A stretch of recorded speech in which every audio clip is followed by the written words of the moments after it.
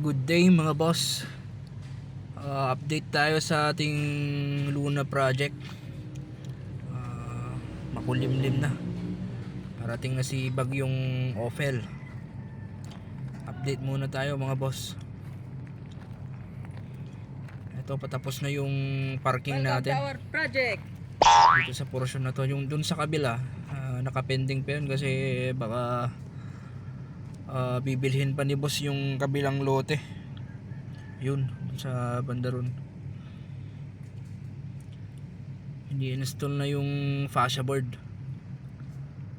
Yan, going na si Uncle Romeo. Hindi install na yung fascia board natin. Gumamit tayo dito ng 2x4 na tubular para dun sa rafter nya.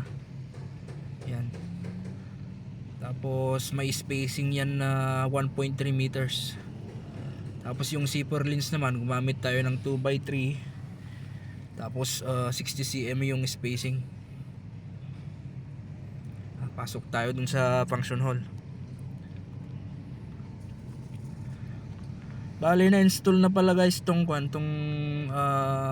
main door natin. Black frame yung ginamit ko. Tapos bronze yung glazing.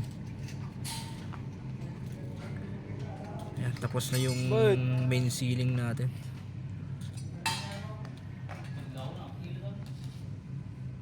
Pero medyo nagbago yung isip ng owner. Pinapalagyan niya ngayon ng cove design. Yan. Kaya nag-framing tayo ulit para dun sa cove design.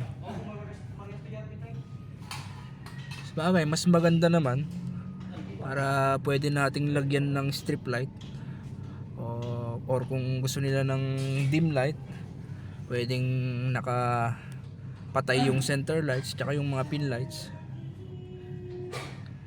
Ayan. Pending muna tong swimming pool natin. Tapusin muna natin dito sa loob ng function hall. Ayan.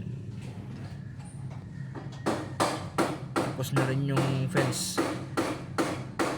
Yung upper portion niyan, lalagyan natin yung runo. Yung parang maliliit na kawayan. Para maging parang ba siya? Bali inspired. Wow. Yan, maganda yung PVC ceiling na to. 5 panel groove ata yung nito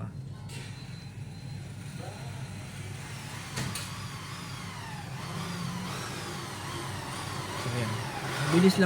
Mabilis lang naman i-cove design to. Matatapos ngayon yung framing, bukas magbo-board na tayo.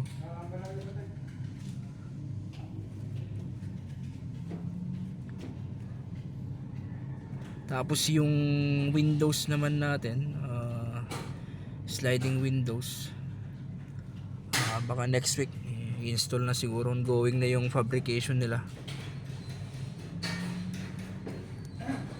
Yan.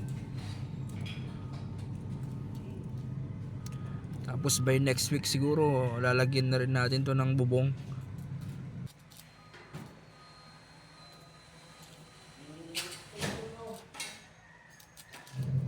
So yun lang muna guys. Thank you for watching.